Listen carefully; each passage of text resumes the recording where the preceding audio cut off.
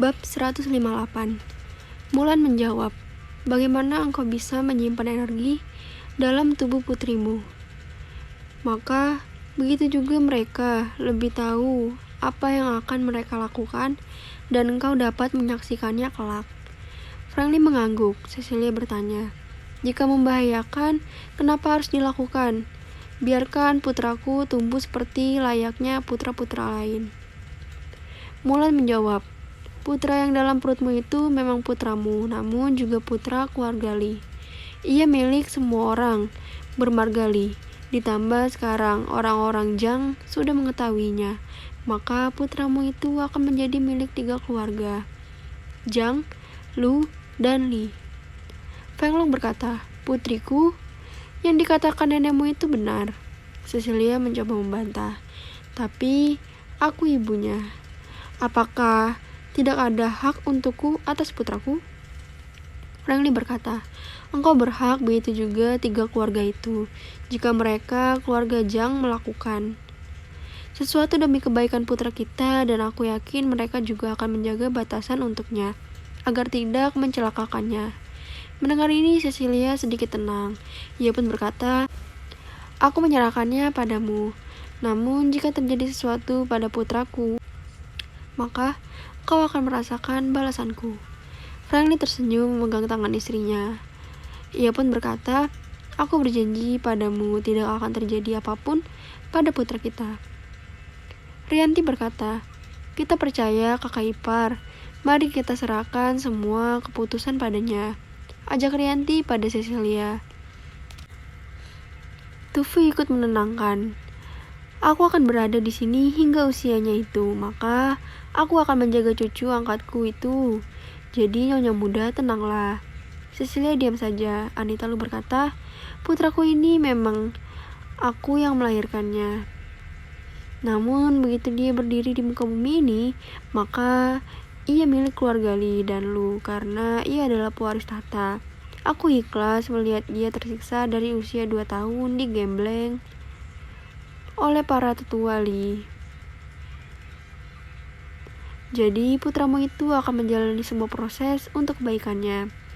Jackson tertawa lalu berkata, "Ha, mereka orang-orang hebat. Tadi yang datang adalah Pak Suruh, bukan tetua yang akan mendidik putramu. Jika Pak Suruh sudah bisa membuka titik pada tubuh suamimu, bagaimana dengan para tetua?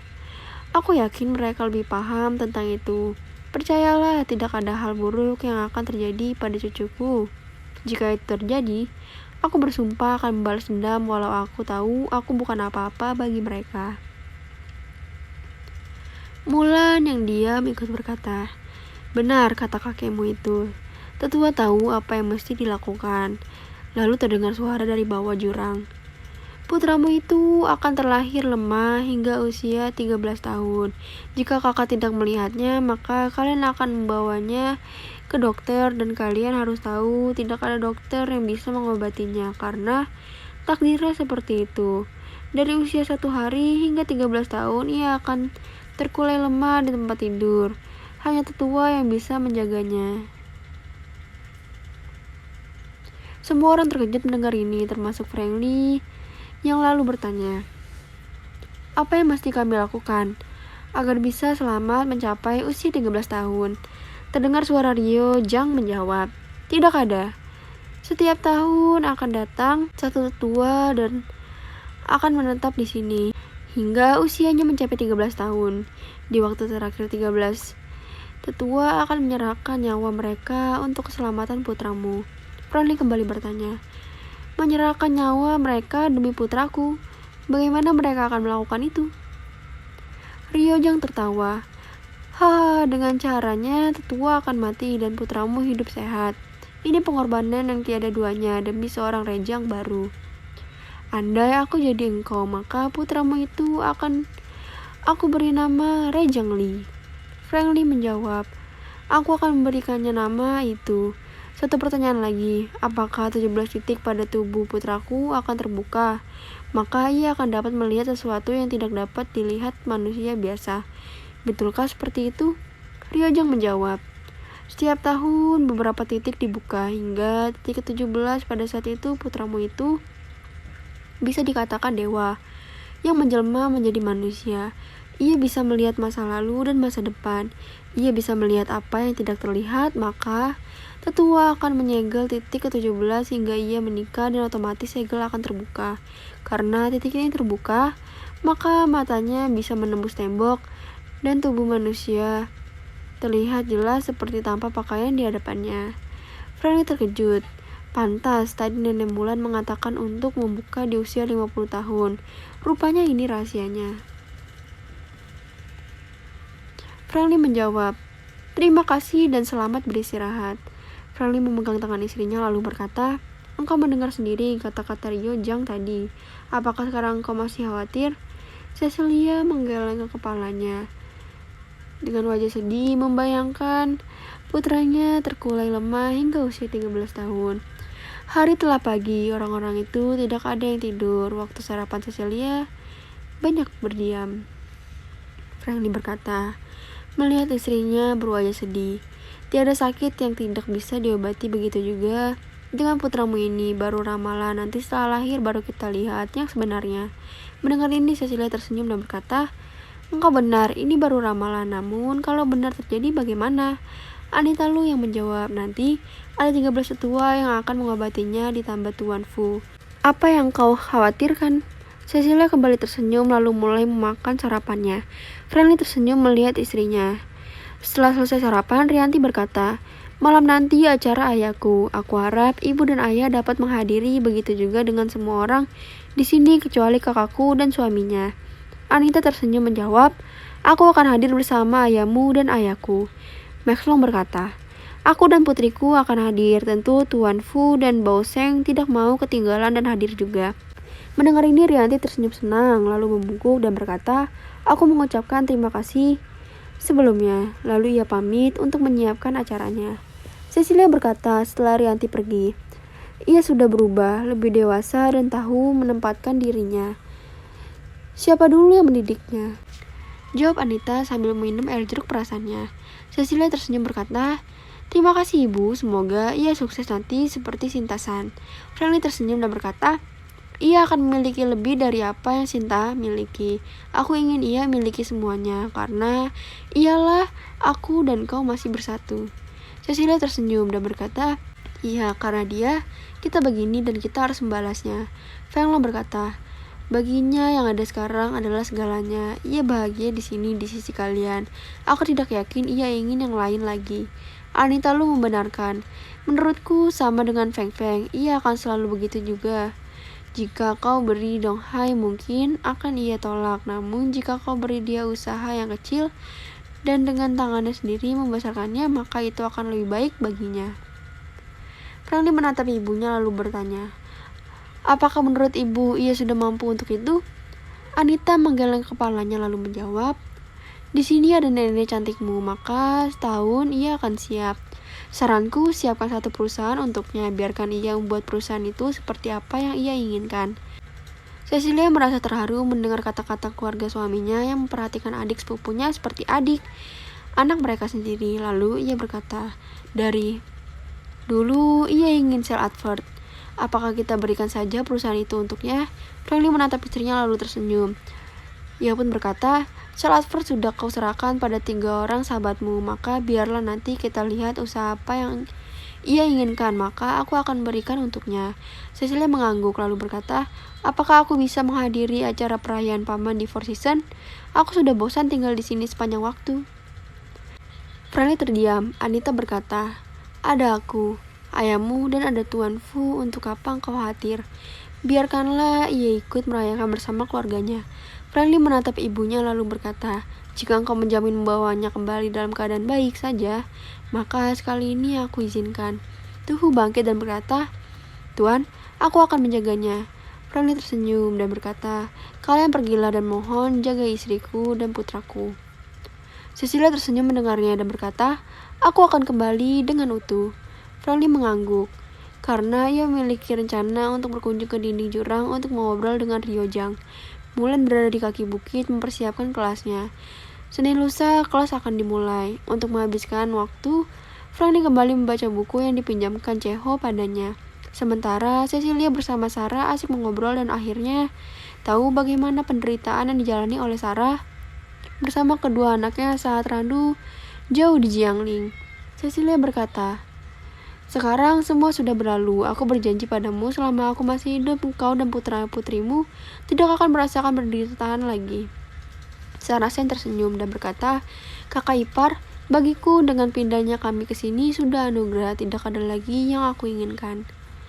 Randu yang mendengar kata-kata istrinya berkata, "Engkau bisa datang berkat kakak ipar yang meminta keluargaku dibawa ke sini."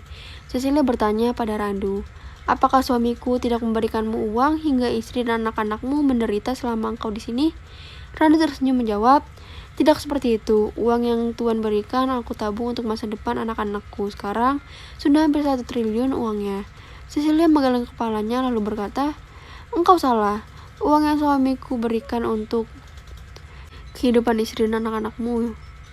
Untuk masa depanmu, aku dan ia sudah menyiapkannya. Mulai sekarang jangan kau tahan uang itu. Berikan pada istri dan anak-anakmu karena itu hak mereka."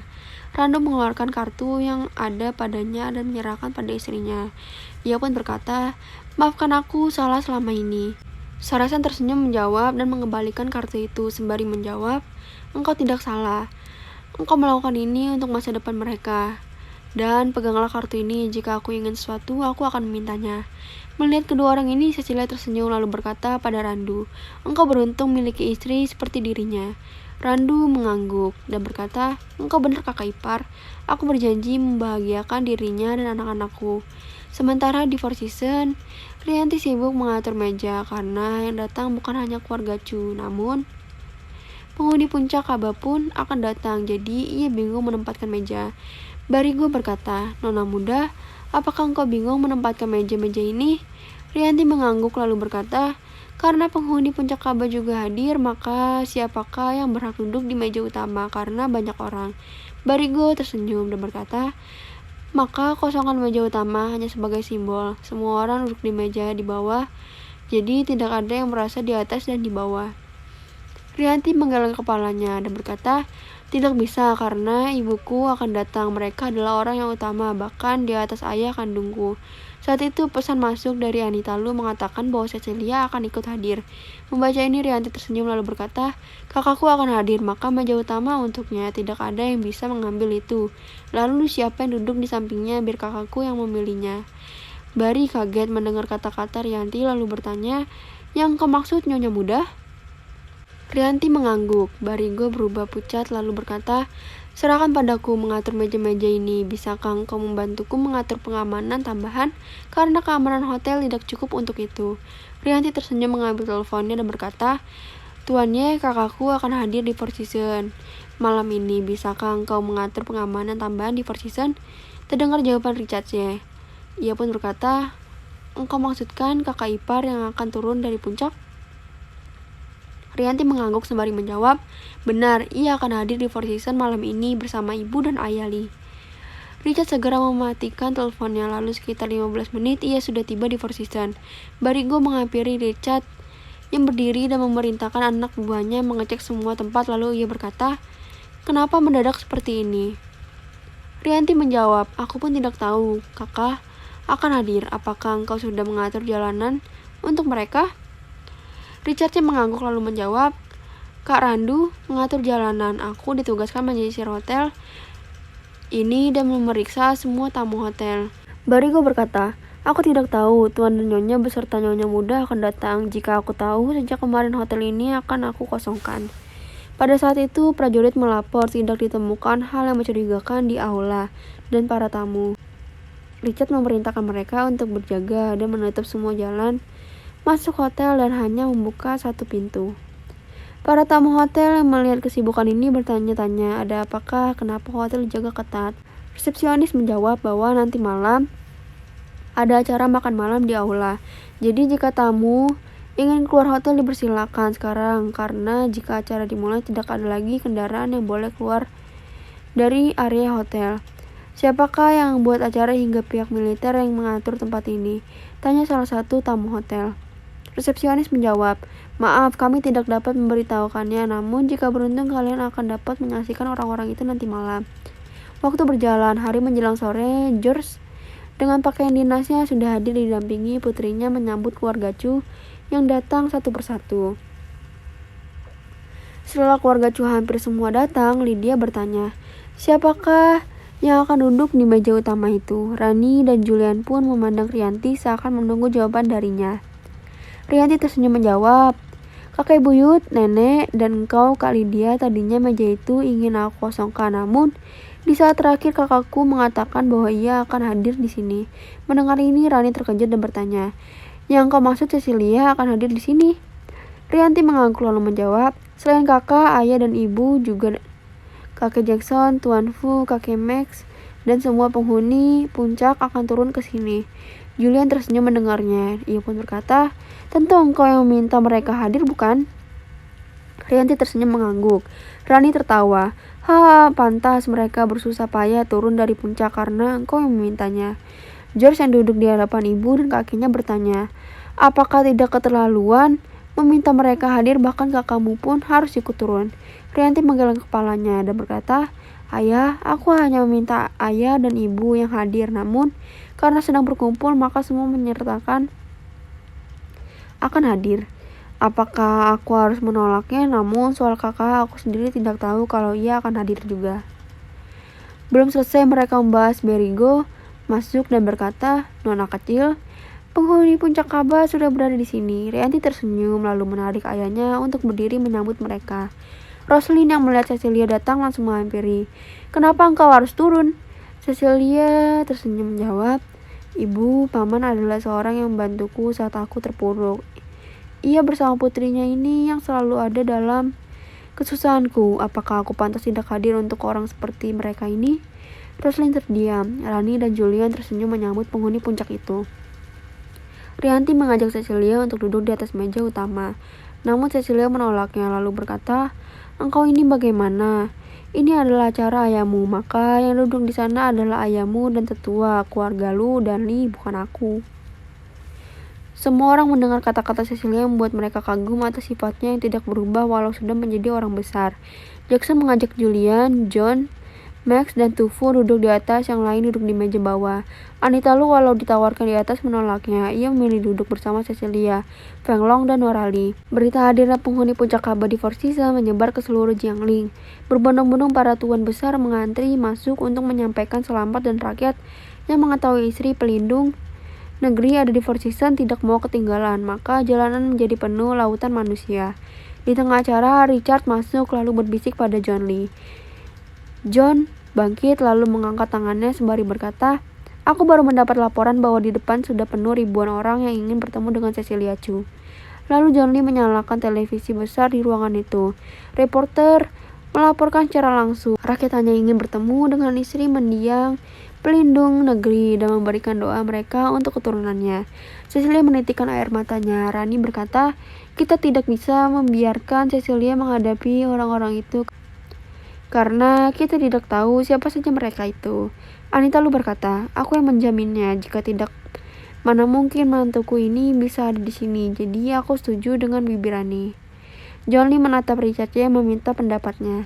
Richard berkata, anak buahku sudah menyisirkan 5 kilo dari area ini aman dari penembak itu. Jackson berkata, aku tidak mengizinkan cucuku muncul di hadapan rakyat itu dengan kondisi dirinya saat ini mengandung keturunan. Lydia terdiam melihat begitu pentingnya Cecilia hingga semua orang melindungi dirinya. Cecilia bangkit dan berkata, aku akan menemui mereka. Jika terjadi apa-apa padaku, sampaikan ini keputusanku sendiri. Feng Long berdiri dan berkata, putriku, pikirkan dahulu, jika hanya dirimu tidak masalah, namun putra dalam kandunganmu itu adalah putranya. Kata-kata Feng Long menyerahkan dirinya. Cecilia tertunduk lalu berkata, aku tidak ingin melihat rakyat kecewa. Randu masuk ke aula setelah melihat semua orang. Ia berkata, kakak ipar, engkau diizinkan menemui mereka, namun hanya 20 menit, tidak lebih. Engkau keluar setelah semua rakyat duduk. Para penembak jitu akan menembak siapapun yang berani berdiri di kala engkau berbicara. John Lee bertanya, apakah panggungnya sudah disiapkan? Randu mengangguk menjawab, sedang didirikan. Pengumuman bahwa semua harus duduk sudah disebar. Cecilia berkata, engkau jaga putriku, jangan lepaskan hingga aku kembali.